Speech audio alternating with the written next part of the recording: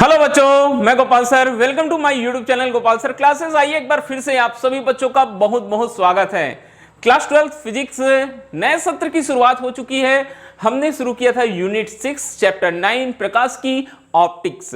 जैसा कि मैंने आप सभी बच्चों को पहले भी बताया है कि चैप्टर नंबर 9 जो है प्रकाश की, वो थोड़ा सा बड़ा चैप्टर है, इसलिए हमने उसको छोटे छोटे पार्ट में डिवाइड कर दिया है। क्योंकि बोलते हैं कि जब भी कोई बड़ा काम करना हो तो उसको छोटे छोटे भागों में अगर हम बांट लें तो काम हमारा हो जाता है सरल। तो चलिए एक बार फिर से हम स्टार्ट किए थे अपनी क्लास नए सत्र के लिए चैप्टर 9A से प्रकाश का परावर्तन। और प्रकाश का परावर्तन हमारे 5 लेक्चर्स के साथ हो चुका है कंप्लीट। आप अगर पांचों लेक्चर्स देखना चाहते हैं तो जाना होगा हमारे प्लेलिस्ट पर जो हमने नए सत्र के लिए बनाया है। आप प्लेलिस्ट देखेंगे हमारे यूट्यूब चैनल का, आपको मिल जाएगा। 5 लेक्चर्स वहां मिलेंगे 9A के, लेक्चर 1, 2, 3, 4, 5। और आज हम शुरू करने वाले हैं चैप्टर 9B। चैप्टर 9B है समतल पृष्ठ द्वारा प्रकाश का परावर्तन, रिफ्रैक्शन थ्रू प्लेन सरफेस। और आज है हमारा लेक्चर नंबर 1। और लेक्चर नंबर 1 हमेशा मैं बोलता हूं, लेक्चर नंबर 1 बहुत ही बेसिक क्लास होता है जहां हम बहुत फंडामेंटल चीजें देखते हैं उस चैप्टर से रिलेटेड। बहुत ही छोटी छोटी बातों पर यहां हमको ध्यान देना होता है। और लेक्चर नंबर 1 हमेशा बहुत ही महत्वपूर्ण होता है हर सब्जेक्ट के लिए, हर चैप्टर के लिए। तो लेक्चर नंबर 1 स्टार्ट करते हैं बच्चों। लेक्चर नंबर 1 है प्रकाश का परावर्तन। आज देखेंगे रिफ्रैक्शन ऑफ लाइट क्या होता है, प्रकाश का अपवर्तन। ठीक है, रिफ्रैक्शन ऑफ लाइट देखना है हमको, प्रकाश का अपवर्तन देखना है। तो आज हम देखेंगे कि अपवर्तन कैसे होता है, अपवर्तन क्या होता है, अपवर्तन के क्या कारण होते हैं, कुछ एग्जाम्पल, बहुत छोटा सा प्यारा सा क्लास होगा। तो चलिए क्लास स्टार्ट करते हैं। क्लास स्टार्ट करने से पहले एक बार फिर से आप सभी बच्चों से रिक्वेस्ट करना चाहता हूं, अगर आपको हमारा वीडियो अच्छा लगता है तो वीडियो लाइक करना ना भूलिए। ठीक है, कमेंट कीजिए और चैनल सब्सक्राइब करते जाएंगे। और वीडियो जितना ज़्यादा हो सके हमारा वीडियो आप शेयर करते चलिए। आपके स्कूलों में ग्रुप बना होगा, आपके फ्रेंड्स में ग्रुप बना होगा, वहां आप वीडियो शेयर कर सकते हैं। ओके बच्चों, तो चलिए आज का क्लास स्टार्ट करते हैं। एक नए चैप्टर 9B समतल पृष्ठ द्वारा अपवर्तन। और आज हम देखेंगे अपवर्तन, रिफ्रैक्शन होता क्या है। तो क्लास का स्टार्ट, सबसे पहले अपवर्तन ही हमको पढ़ना है। हम अपवर्तन की परिभाषा देखते हैं कि प्रकाश का जो अपवर्तन होता है वो एक्चुअल में होता क्या है। प्रकाश का अपवर्तन बोलते हैं जब प्रकाश किरण एक माध्यम से दूसरे माध्यम में प्रवेश करती है तो वह अपने पथ से विचलित हो जाती है। इस परिघटना को प्रकाश का क्या कहते हैं, अपवर्तन कहते हैं। अब प्रकाश के अपवर्तन की घटना को हमको समझना है, तो चलिए हम एक छोटे से डायग्राम के द्वारा समझते हैं प्रकाश के अपवर्तन की घटना को। यहां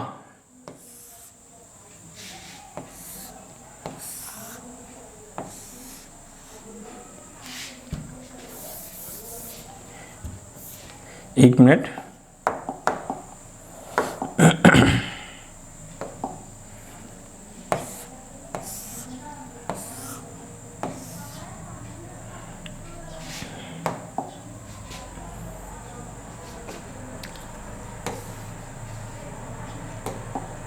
यहां प्रकाश के अपवर्तन की घटना को हमको समझना है।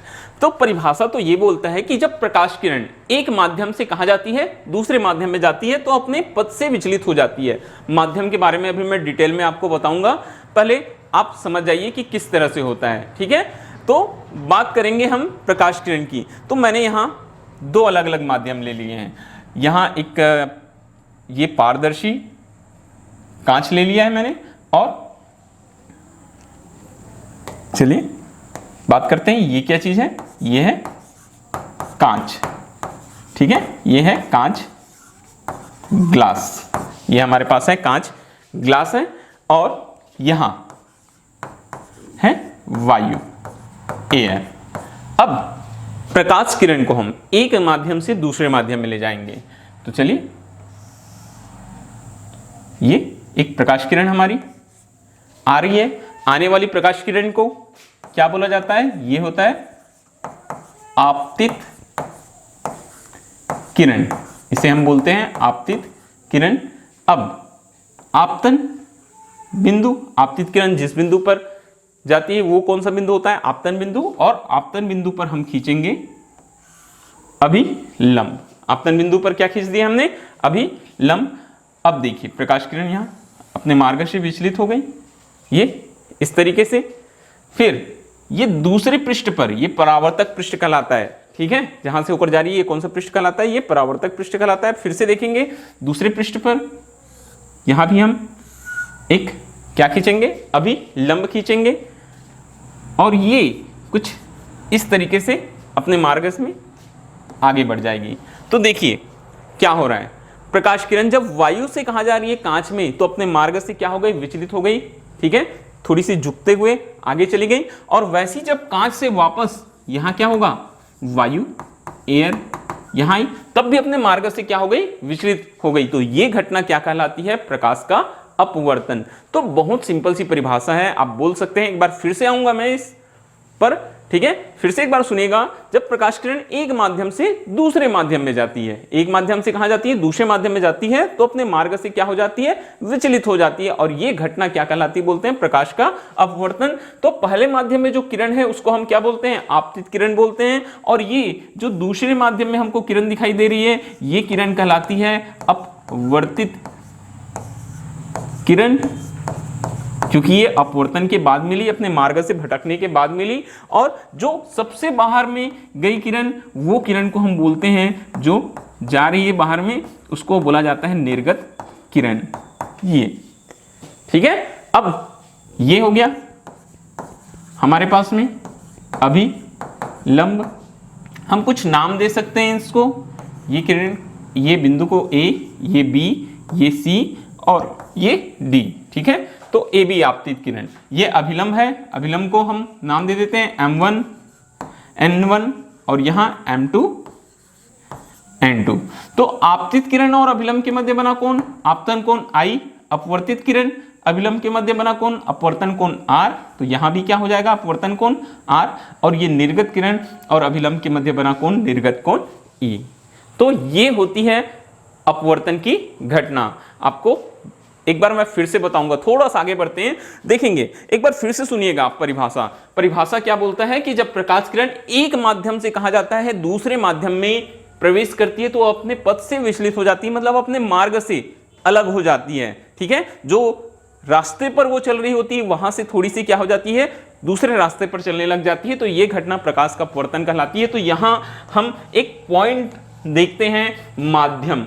ये माध्यम आखिर है क्या, ठीक है, ये मैं आपके साथ डिस्कस करना चाहता हूं। तो प्यारे बच्चों हो जाएंगे रेडी। माध्यम, मीडियम की बात करते हैं, माध्यम की बात करते हैं, मीडियम की बात करते हैं।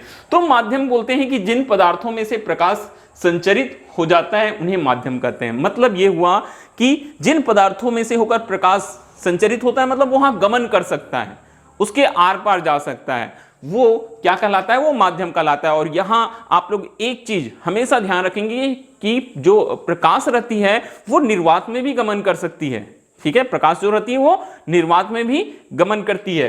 तो ऐसे पदार्थों को, ठीक है, उसको अगर आप हटा दिया, अभी आप उसको ध्यान में रखे रहिए अपने, ठीक है, कि प्रकाश जो रहती है उसके लिए माध्यम की आवश्यकता नहीं होती, वो निर्वात में भी गमन कर सकती है।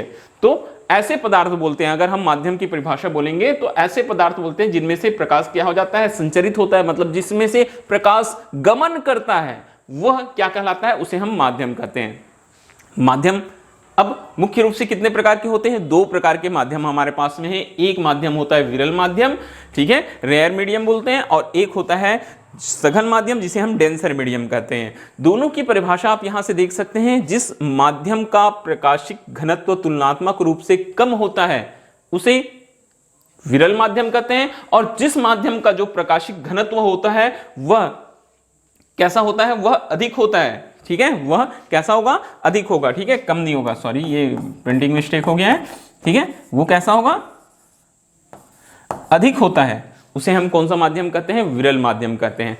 तो जहां प्रकाशिक घनत्व अधिक होगा वो सघन, और जहां प्रकाशिक घनत्व मतलब प्रकाश के जो कण है वो दूर दूर होंगे, वो कैसा हो जाएगा, वो विरल हो जाएगा। तो ये चीज आप याद रखना, प्रकाशिक घनत्व पर निर्भर करता है। माध्यम दो प्रकार के होते हैं, जहां प्रकाशिक घनत्व कम वो विरल, और जहां प्रकाशिक घनत्व अधिक वो सघन। अब मैं थोड़ा सा आपको डिटेल में बताता हूं, चलिए एक बार फिर से हम बात करेंगे माध्यम की। तो माध्यम की जब हम बात करते हैं तो माध्यम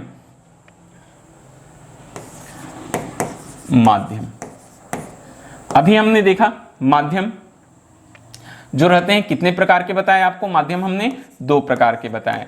कौन कौन सा माध्यम? एक विरल माध्यम जिसका प्रकाशिक घनत्व कैसा होता है, कम होता है, और दूसरा क्या होता है, सघन माध्यम होता है जिसका प्रकाशिक घनत्व क्या होता है, अधिक होता है।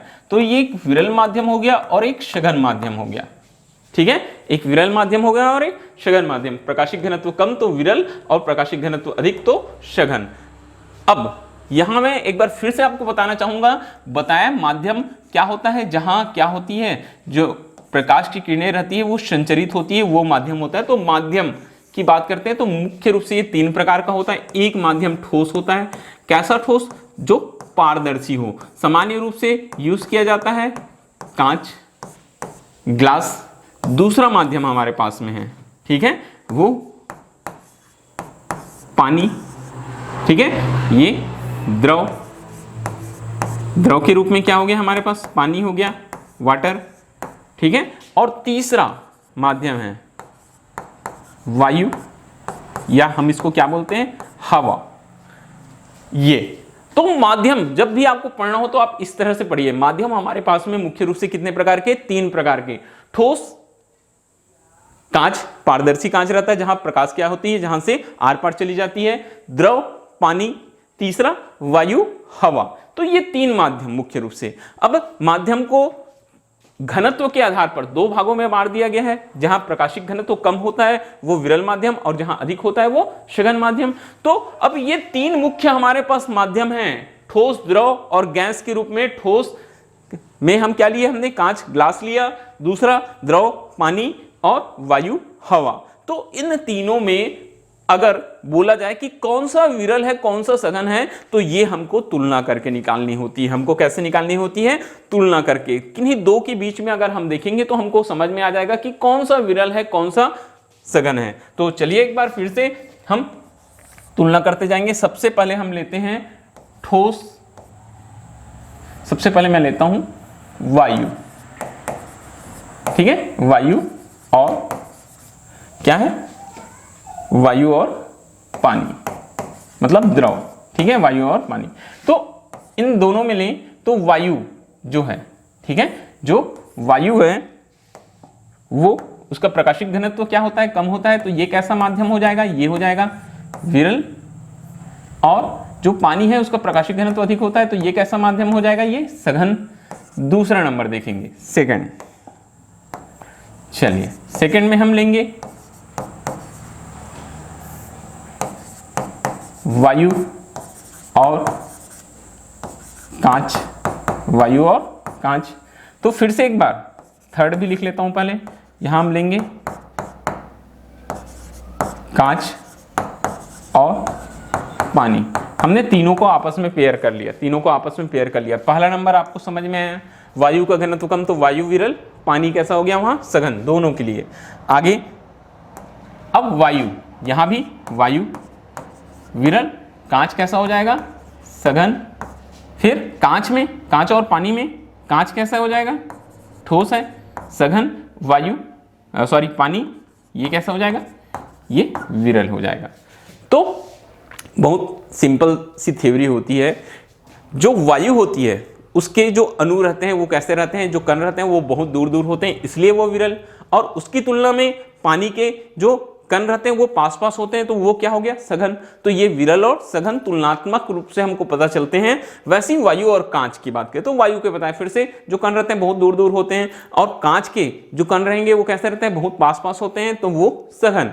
और फिर से कांच और पानी की तुलना की तो देखो यहाँ पानी सघन है या कांच सघन है। मगर जब कांच और पानी की तुलना करते हैं तो कांच के जो कण हैं वो पानी की तुलना में बहुत पास पास रहते हैं, तो कांच को हमने सघन बोला। और पानी के कण किसकी तुलना में, कांच की तुलना में कैसे रहते हैं दूर दूर होते हैं, तो उसे हमने विरल बोला। तो ये तुलनात्मक रूप से हम किसी को पार्टिकुलर ये नहीं बोल सकते हैं कि ये सघन है या ये विरल है। हमको हमेशा तुलना करके हमको बताना पड़ेगा कि कौन सा सघन और कौन सा क्या है विरल है। तो आपको समझ में आ गया होगा माध्यम। ये पेज आप अच्छे से देख लीजिए, आपको क्लियर हो जाएगा। माध्यम मुख्य रूप से 2 प्रकार के होते हैं, एक होता है विरल माध्यम और दूसरा होता है सघन माध्यम। ठीक है, तो विरल और सघन जहां प्रकाश क्या होती है संचरित, वो माध्यम कहलाता है बोलता है। तो 3 हमने लिखा है जहां प्रकाश क्या होती है संचरित होती है या गमन करती है। ठोस मतलब कांच, ठीक है, द्रव मतलब पानी, वायु मतलब हवा। ये अब यहां हमने तुलना करके बताया कि वायु और पानी में वायु विरल, पानी सघन, वायु और कांच में वायु विरल, कांच सघन, और कांच और पानी में कांच सघन और पानी विरल। इस तरीके से ये माध्यम को आप समझ सकते हैं। अब प्रकाश के अपवर्तन की घटना से पहले 1 मिनट आगे देखेंगे। देखिए, अब ये जो सघन माध्यम और विरल माध्यम है उसके लिए हमारे पास में कुछ नियम है, बहुत ही इंपॉर्टेंट चीजें हैं। ये कुछ नियम आपको, रूल्स जो है वो आपको हमेशा याद रखना है इन नियमों को। तो कौन से नियम हैं? क्या बोलता है, जब प्रकाश किरण विरल माध्यम से सघन माध्यम में प्रवेश करती है तो वह अभिलंब की ओर झुक जाती है। तो चलिए एक बार फिर से, प्रकाश किरण कहां से बोलता है, ये मान के चलते हैं क्या है, यहां माध्यम क्या है, यहां वायु है, मतलब ये विरल, ठीक है, ये वायु है, और यहां जो हमारे पास माध्यम है वो क्या है, कांच है। तो ये कैसा हो जाएगा, सघन हो जाएगा। ये कैसा हो जाएगा, माध्यम सघन हो जाएगा। तो प्रकाश किरण वायु से आ रही है, आपतित किरण, और ये अभिलंब है, तो ये अभिलंब की ओर क्या हो जाएगी, झुक जाएगी। पथ बदल गया उसका, अभिलंब की ओर क्या हो गई, झुक गई। ठीक है, तो यहां आपको एक महत्वपूर्ण चीज दिखाई देती है कि आपतन कोण ये I है और ये अपवर्तन कोण R है। तो आपतन कोण I क्या होगा, ग्रेटर देन होगा किससे, अपवर्तन कोण R से। तो ये पहला नियम याद रखना, जब भी प्रकाश किरण कहां से, विरल माध्यम से सघन माध्यम में प्रवेश करती है तो वह अभिलंब की ओर क्या हो जाती है, झुक जाती है। ठीक है, विरल से कहां आएगी, सघन, तो अभिलंब की ओर झुक जाएगी। और वैसे ही दूसरा नियम, अब दूसरे नियम के लिए एक बार फिर से यह हम बना लेते हैं। ठीक है, ये हम नाम दे देते हैं इसको, ये सघन, सघन मतलब मैं ले लेता हूं यहां कांच, और ये विरल मतलब क्या हो जाएगा, ये वायु, ये क्या हो जाएगा, वायु। अब यहां देखेंगे आप फिर से, एक प्रकाश किरण आ रही है, ये कहां से आ रही है, सघन से विरल, तो अभिलंब से क्या हो जाएगी, ये दूर हट जाएगी इस तरीके से। तो ये हमारा आपतन कोण I और ये अपवर्तन कोण R। यहां क्या दिखाई दे रहा है, यहां I लेस देन दिखाई दे रहा है किससे, R से। तो ये दोनों के दोनों नियम आपको याद रखना है। फिर से एक बार सुनिएगा, ठीक है, दो नियम है हमारे पास में प्रकाश का अपवर्तन माध्यम के रूप में। जब प्रकाश किरण विरल माध्यम से सघन माध्यम में जाती है तो अभिलंब की ओर क्या हो जाती है, झुक जाती है, और इस स्थिति में आपतन कोण का मान ज्यादा होता है किससे, अपवर्तन कोण से। और दूसरी स्थिति होती है जब प्रकाश किरण सघन से कहां जाती है, विरल में, सघन से कहां जाएगी, विरल में, तो क्या हो जाएगी, अभिलंब से दूर हट जाती है, मतलब आपतन कोण का मान अपवर्तन कोण के मान से कम हो जाता है। अब एक बार फिर से हम आपको पूरा बताते हैं शुरुआत से, ध्यान से सारी चीजों को एक बार फिर से देखना। सबसे पहले बेटा हमने बताया था आपको प्रकाश का अपवर्तन क्या होता है, बोलता है जब प्रकाश किरण एक माध्यम से कहां जाती है, दूसरे माध्यम में जाती है, तो अपने पथ से क्या हो जाती है, विचलित हो जाती है, अपने मार्ग से क्या हो जाती है, विचलित हो जाती है। इस घटना को क्या कहते हैं, प्रकाश का अपवर्तन। हमने आपको बताया, देखिए यहां हमने एक माध्यम लिया था, क्या लिया था, वायु। वायु मतलब कैसी माध्यम हो गई, ये हो गया बेटा विरल, ठीक है, और दूसरा लिया था हमने कांच। कांच मतलब कैसा माध्यम हो गया, ये एक माध्यम हो गया सघन। तो प्रकाश किरण, आपतित किरण वायु से कहां जा रही थी, कांच में, ए बी आपतित किरण, अभिलंब, ये आपतन बिंदु बी पर गई, फिर अभिलंब की ओर झुक गई। जैसे उसका माध्यम बदला, उसका मार्ग बदल गया, अभिलंब की ओर क्या हो गई, झुक गई। क्योंकि अभी हमने नियम में देखा है कि जब भी कोई प्रकाश किरण कहां से, विरल से सघन में जाती है तो अभिलंब की ओर झुक जाती है। फिर प्रकाश किरण आगे बढ़ी, कांच से कहां गई, वायु में। तो अभी हमने फिर से नियम देखा कि क्या होता है, दूसरा नियम, जब प्रकाश किरण कहां से आती है, सघन से विरल, तो अभिलंब से क्या हो जाती है, दूर हट जाती है। तो ये घटना कहलाती है प्रकाश का अपवर्तन। और छोटी छोटी चीजें हैं, अभिलंब है, और ये आपको याद रखना है कि आपतित किरण और अभिलंब के मध्य बना कोण आपतन कोण, अपवर्तित किरण अभिलंब के मध्य अपवर्तन कोण, निर्गत किरण अभिलंब के मध्य निर्गत कोण बनता है। ठीक है, तो ये हो गई प्रकाश के अपवर्तन की घटना। ठीक है, माध्यम आगे बढ़ते हैं। अब बात करेंगे अपवर्तन के नियमों की कि अपवर्तन के नियम क्या है, बहुत इंपॉर्टेंट होते हैं अपवर्तन के नियम, क्लास 10th से पढ़ते आ रहे हैं आपने। तो अपवर्तन के नियम या इसी को क्या बोलते हैं, स्नेल्स लॉ बोलते हैं। क्या बोलते हैं बेटा, स्नेल्स लॉ। तो अपवर्तन के नियम में सबसे पहला नियम होता है कि आपतित किरण, कौन सी किरण, आपतित किरण, आपतित किरण, अपवर्तित किरण और अंतरापृष्ठ पर अभिलंब तीनों एक ही समतल पर होते हैं। आपतित किरण, अपवर्तित किरण और अंतरापृष्ठ पर जो अभिलंब होता है तीनों एक ही समतल में होते हैं, ये पहला नियम होता है। और दूसरा नियम बोलता है कि किन्हीं भी दो माध्यमों के लिए, कोई भी दो माध्यमों के लिए आपतन कोण कीजिए मतलब साइन आई और अपवर्तन कोण कीजिए मतलब साइन आर में एक निश्चित अनुपात होता है जिसे पहले माध्यम के सापेक्ष दूसरे माध्यम का क्या कहते हैं, अपवर्तनांक कहते हैं। इसे किससे प्रदर्शित करते हैं, म्यू से प्रदर्शित करते हैं। किससे प्रदर्शित किया जाता है, म्यू से प्रदर्शित किया जाता है। और अगर मैं यहां फार्मूले के रूप में लिखना चाहूं तो इसको कैसे लिख सकता हूं, इसको मैं लिखूंगा 1 म्यू 2, पहले माध्यम के सापेक्ष दूसरे माध्यम का अपवर्तनांक।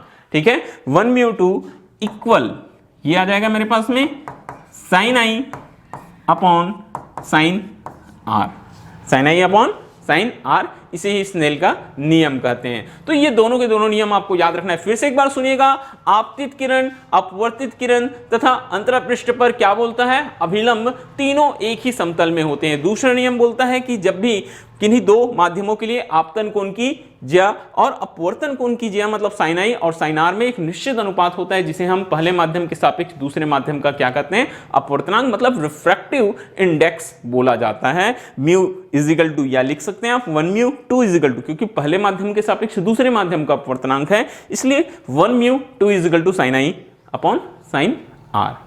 आगे बढ़ते हैं। अब बहुत ही इंपॉर्टेंट एक टॉपिक है हमारे पास में कि ये अपवर्तन हुआ मतलब प्रकाश किरण अपने मार्ग से विचलित हुई। ये अभी हमने देखा कि प्रकाश किरण अपने मार्ग से क्या हो रही है, विचलित हो रही है। तो उसका रीजन क्या है, उसका कॉज क्या है। तो प्रकाश किरण के अपवर्तन का कारण होता है कि बोलता है कि भिन्न भिन्न माध्यम में प्रकाश की चाल क्या होती है, भिन्न भिन्न होती है। अलग अलग माध्यम में प्रकाश की चाल कैसी होती है, बोलता है अलग अलग होती है। ठीक है, फलस्वरूप जब प्रकाश किरण एक माध्यम से दूसरे माध्यम में प्रवेश करती है तो उसका पथ क्या हो जाता है, बोलता है बदल जाता है। उसका पथ क्या हो जाता है, बदल जाता है। अतः विभिन्न माध्यमों में प्रकाश की चाल का भिन्न भिन्न होना ही अपवर्तन का क्या होता है, बोलता है कारण होता है। बात ध्यान से सुनिएगा, अभी मैं आपको बताऊंगा इसको और डिटेल में। क्या होता है, अलग अलग माध्यमों में प्रकाश की चाल क्या होती है, अलग अलग होती है, डिफरेंट डिफरेंट होती है। ठीक है, तो प्रकाश की चाल भिन्न भिन्न होती है। फलस्वरूप जब प्रकाश किरण एक माध्यम से दूसरे माध्यम में प्रवेश करती है तो उसका पथ क्या हो जाता है, बोलता है बदल जाता है। विभिन्न माध्यमों में प्रकाश की चाल का अलग अलग होना ही प्रकाश के अपवर्तन की कारण होता है। तो चलिए एक हम देखते हैं यहां। सबसे पहले जब प्रकाश किरण कहां से, वायु से, कांच मतलब विरल से सघन में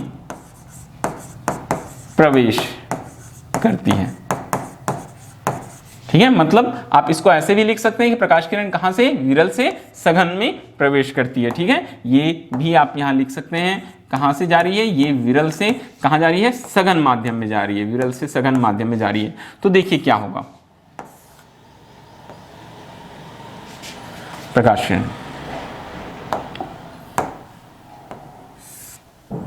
ये प्रकाश किरण ये क्या होती है, अभिलंब की ओर क्या हो जाती है, झुक जाती है। अभी हमने पढ़ा है जब भी प्रकाश किरण कहां से जाती है, वायु से, कहां, कांच में, मतलब विरल से सघन, तो अभिलंब की ओर क्या हो जाती है, झुक जाती है। तो हमने अभिलंब की ओर झुकते हुए बना दिया। तो अब माध्यम देखिए, ये कैसा माध्यम है, विरल वायु, ये कांच, ये कैसा माध्यम है, सघन। तो आपको मालूम होगा कि प्रकाश की जो चाल रहती है, अगर मैं मान के चलूं कि विरल माध्यम में प्रकाश की चाल v1 और सघन माध्यम में प्रकाश की चाल क्या है, v2 है, तो प्रकाश की चाल अधिक कहां होती है, कौन से माध्यम में होती है, विरल माध्यम में। ठीक है, या वायु में अधिक होती है, किसकी तुलना में, कांच की तुलना में। तो यहां से हम देखते हैं I और ये R अपवर्तन कोण। तो फार्मूला क्या है हमारे पास में, अभी हमने देखा म्यू इजिकल टू, फार्मूला क्या होता है, sine i upon sine r.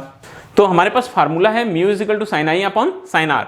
आप सभी को मालूम होगा, आपने क्लास 10th में पढ़ा हुआ है। आगे जो नेक्स्ट लेक्चर आएगा वहां मैं और इसको डिटेल में बताऊंगा कि म्यू इज इक्वल टू क्या होता है, प्रकाश, पहले माध्यम में प्रकाश की चाल बटा दूसरे माध्यम में प्रकाश की चाल का अनुपात। ये फार्मूला भी हमारे पास में होता है। बात फिर से एक बार सुनिएगा, ये तो स्नेल के नियम से है, mu is equal to sine i upon sine r. वैसे ही अगर अपवर्तनांक की हम परिभाषा देखें तो म्यू इज इक्वल टू आता है बेटा v1 अपॉन v2। तो यहां से हमारे पास में फार्मूला आ गया कि sine i upon sine r बराबर हो गया किसके, v1 और v2 के, v1 अपॉन v2 के। अब यहां देखिए, यहां क्या है हमारे पास कंडीशन है, यहां कंडीशन है v1 is greater than v2, v1 is greater then क्या हो जाएगा, v2। अब आप लिख सकते हैं जबकि v1 क्या चीज है, ग्रेटर देन है किससे, v2 से, तो क्या हो जाएगा हमारे पास में यहां साइन i भी ग्रेटर देन हो जाएगा किससे, साइन r से, मतलब i ग्रेटर देन हो जाएगा किससे, r से। तो ये रीजन होता है कि प्रकाश की किरण अपने मार्ग से क्या हो जाती है, विचलित हो जाती है। फिर से एक बार सुनिएगा, प्रकाश के विचलन का कारण बढ़ रहे हैं हम, क्यों अपने पथ से विचलित हो रही है या प्रकाश क्यों अपवर्तित हो रही है, ये रीजन देख रहे हैं। तो अपवर्तन का कारण कॉस ऑफ रिफ्रैक्शन, बोलते हैं कि भिन्न भिन्न माध्यम में प्रकाश की चाल कैसी होती है, भिन्न भिन्न होती है। फलस्वरूप जब प्रकाश किरण एक माध्यम से दूसरे माध्यम में प्रवेश करती है तो उसका पथ क्या हो जाता है, बदल जाता है। मतलब ये हुआ, यहां हमने देखा प्रकाश किरण विरल से कहां जा रही थी, सघन में। विरल पर उसका वेग v1, विरल और सघन पर वेग v2। विरल पर उसका वेग अधिक था किसकी तुलना में, सघन की तुलना में। तो ये हमने देखा स्नेल का नियम mu is equal to sine i upon sine r. मगर हमको मालूम है म्यू इज इक्वल टू एक और फार्मूला होता है हमारे पास में, v1 अपॉन v2, पहले माध्यम में प्रकाश की चाल बटा दूसरे माध्यम में प्रकाश की चाल। तो ये दोनों आपस में बराबर हो गए, sine i upon sine r is equal to v1 upon v2। अब बेटा ध्यान से सुनिए, v1 अगर ग्रेटर देन है v2 तो दोनों तो आपस में बराबर है, तो साइन आई भी ग्रेटर देन होगा किसके, साइन आर से, मतलब आई भी ग्रेटर देन हो जाएगा किससे, आर से। मगर आपतन कोण I का मान अगर ज्यादा है अपवर्तन कोण R से, तो मार्ग तो बदलेगा ही, डेफिनेटली मार्ग तो बदलेगा ही, क्योंकि आपतन कोण ज्यादा है किससे, अपवर्तन कोण से। तो अपवर्तन कोण का मान कब कम होगा, जब अपवर्तित किरण अभिलंब की ओर क्या होगी, झुकेगी। ये फैक्ट है, इसको याद रखिएगा। यहां पर आपको बात समझ में आ रही होगी, फिर से सुनिएगा। प्रकाश का वेग बदल रहा है, पहले माध्यम में वेग अधिक था वायु में, दूसरे माध्यम में वेग क्या हो गया, कम हो गया। तो v1 is greater than v2, mu is equal to होता है sine i upon sine r Snell के नियम से। मगर हमको मालूम है म्यू का मान होता है v1 अपॉन v2, पहले माध्यम में प्रकाश की चाल बटा दूसरे माध्यम में प्रकाश की चाल। तो sine i upon sine r equal हो गया किसके, v1 अपॉन v2 के। तो v1 अगर ग्रेटर देन है v2 तो साइन आई दोनों बराबर है, इसलिए साइन आई भी ग्रेटर देन हो जाएगा साइन आर से, मतलब आई ग्रेटर देन हो जाएगा आर से। तो आपतन कोण का मान अधिक होगा किससे, अपवर्तन कोण से। तो अपवर्तन कोण का मान कम कब होगा, जब ये अपवर्तित किरण अभिलंब की ओर क्या हो जाएगी, झुक जाएगी।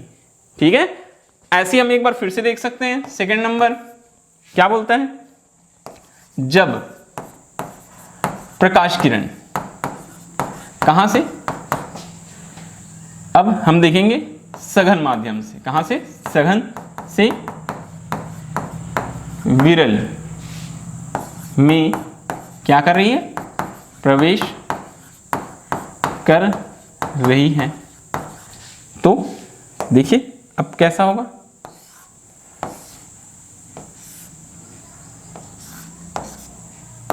ये कुछ इस तरीके से, ये हमारे पास आपतन कोण I, अपवर्तन कोण R। ठीक है, ये कैसा माध्यम है, ये सघन है। ठीक है, और ये जो दूसरा माध्यम है वो कैसा माध्यम है हमारे पास में, विरल है। तो एक बार फिर से अगर मैं इसी फार्मूले की बात करूं तो यहां हमको दिखाई दे रहा है। ठीक है, तो सघन माध्यम में प्रकाश का चाल, यहाँ v1 ले लेते हैं, इसको मैं v2 ले लेता हूं। तो क्या हो जाएगा, यहां हमको क्या दिखाई दे रहा है, यहां हमको दिखाई दे रहा है कि v1 क्या है, लेस देन है किससे, v2 से। v1 का मान कम है v2 से, और जबकि हमको मालूम है जबकि v1 is less than v2, मतलब सघन माध्यम में प्रकाश की चाल कैसी है, कम है किसकी तुलना में, विरल माध्यम की तुलना में। तो यहां क्या आ जाएगा हमारे पास में, यहां हो जाएगा साइन आई भी लेस देन हो जाएगा किससे, साइन आर से, मतलब आई लेस देन हो गया किससे, आर से। इसीलिए अब r का मान ज्यादा कब होगा, जब वो अभिलंब से क्या होगी, दूर हटेगी। तो ये होता है अपवर्तन का मुख्य कारण। तो ये दोनों के दोनों पॉइंट्स आपको हमेशा याद रखना है। रीजन मात्र एक है अपवर्तन का कि अलग अलग माध्यमों में प्रकाश की चाल क्या होती है, अलग अलग होती है। ठीक है, ये आपको याद रखना है और इस तरह से आप समझा सकते हैं प्रकाश के अपवर्तन का कारण। अब आगे बढ़ते हैं आज के क्लास में, अपवर्तन के कुछ उदाहरण। क्लास हमारा लास्ट होने वाला है। ठीक है, तो चलिए दैनिक जीवन में अपवर्तन के डेली लाइफ जो होता है हमारा, वहां अपवर्तन के कुछ उदाहरण देखना है। तो बोलता है तालाब की तली पर, जो तालाब का जो तल रहता है वो तली कुछ ऊपर उठी हुई दिखाई देती है। जब हम देखते हैं तो हमको कुछ ऊपर उठी हुई दिखाई देती है, ये एक रीजन है। सीधी छड़ पानी में मुड़ी हुई दिखाई देती है। अगर हम कोई पानी का ग्लास लेंगे, उसमें कोई छड़ डाल देंगे तो वो छड़ कैसी दिखाई देती है, छड़ या पेंसिल बोल सकते हैं, वो छड़ हमको कुछ मुड़ी हुई दिखाई देती है। दृष्टि से ओझल सिक्का बीकर में पानी के ऊपर दिखाई देने लगता है। अगर किसी बीकर में कोई सिक्का हम डालें और पानी डाल दें तो वो कैसे दिखाई देने, पहले तो बगैर पानी के नहीं दिखाई देगा बोलता है, मगर जैसे ही पानी डालेंगे वो हमको क्या होने लगेगा, ऊपर दिखाई देने लगेगा। सूर्य क्षितिज से नीचे होने पर भी दिखाई देता है। सूर्य जो रहता है क्षितिज के जब नीचे चला जाता है तब भी प्रकाश के अपवर्तन के कारण क्या होने लगता है, बोलता है दिखाई देने लगता है। तारे वास्तविक ऊंचाई से अधिक ऊंचाई पर दिखाई देते हैं। जो तारे रहते हैं वो अपनी वास्तविक ऊंचाई से भी अधिक ऊंचाई पर दिखाई देते हैं और तारे टिमटिमाते हुए दिखाई देते हैं। ये सारे के सारे एग्जाम्पल्स हैं दैनिक जीवन में, हमारे डेली लाइफ में प्रकाश के अपवर्तन के। हम इनमें से कोई भी एक एग्जाम्पल ले लेते हैं, आपको समझाते हैं कि किस तरीके से ये होता है घटना। तो चलिए, ये मैंने एक एग्जाम्पल के तौर पर लिया हुआ है यहाँ। ठीक है, देखिए एक पानी का ग्लास दिखाई दे रहा है, वहाँ एक पेंसिल डूबी हुई है। ठीक है, तो कैसे दिखाई दे रही है, पेंसिल जो है कुछ ऊपर उठी हुई दिखाई दे रही है, अपने जगह से क्या दिखाई दे रही है, कुछ ऊपर उठी हुई दिखाई दे रही है। देखिए कैसे होता है। मैं यहां फिर से एक बीकर ले लेता हूं, क्या ले लेता हूं, एक बीकर ले लेता हूं। ठीक है, इस बीकर में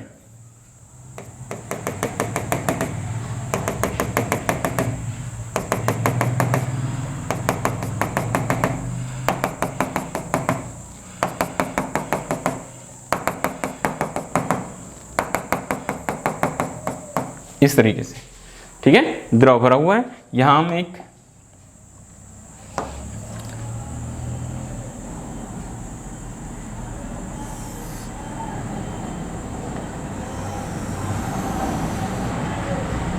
ठीक है, यहां हम एक छड़, जो छड़ है वो हम यहां डुबा देते हैं। ठीक है, छड़ डुबा देते हैं। तो चलिए देखते हैं, ये छड़ इसमें क्या हुई है, डूबी हुई है। अब ये छड़ यहां डूबी हुई है। ठीक है, सीधी छड़ है। इस छड़ को हम नाम दे देते हैं, ये A, ये B और ये C। अब देखिए, इस छड़ से चलने वाली जो प्रकाश की किरणें हैं, ठीक है, इस छड़ से चलने वाली जो प्रकाश की किरणें हैं कुछ इस तरीके से, ये बिंदु C से चलने वाली प्रकाश किरणें कुछ इस तरह से जाएगी। अब देखिए, ये माध्यम कौन सा माध्यम है, ये है सघन और बाहर में वायु है। तो वायु कैसी माध्यम होती है, ये होता है विरल। ठीक है, बाहर की वायु कैसी माध्यम हो जाएगी, ये विरल माध्यम हो जाएगी। ठीक है, ये चीज याद रखिएगा। अब देखिए, ये दोनों की दोनों प्रकाश किरणें अभिलंब से क्या हो जाएगी, ये दूर हट जाएगी। अगर यहां पर हमारी आंख है, ठीक है, अगर यहां हमारी आंख है तो किस तरीके से ये प्रकाश किरणें कहां जाएगी, हमारी आंखों तक जाएगी। हम देख रहे हैं किसको, एक छड़ को देख रहे हैं। हम किसको देख रहे हैं बेटा, एक छड़ को, तो हमारी आंखों तक जाएगी। तो प्रतिबिंब दिखाई कैसे देगा, इन किरणों को हमको क्या करना पड़ेगा, पीछे करना पड़ेगा। ये दोनों किरणें जहां मिलेगी वहां हमको प्रतिबिंब दिखाई देगा। ये C का प्रतिबिंब कहां दिखाई देगा, C' पर, और ये जो छड़ है ये इस तरीके से हमको उठा हुआ दिखाई देगा। फिर से एक बार देखिए डायग्राम, ये एक बीकर लिए, बीकर में क्या भरा हुआ है, पानी भरा हुआ है। एक छड़ है हमारे पास, छड़ को हमने नाम दिया बेटा A, B, C।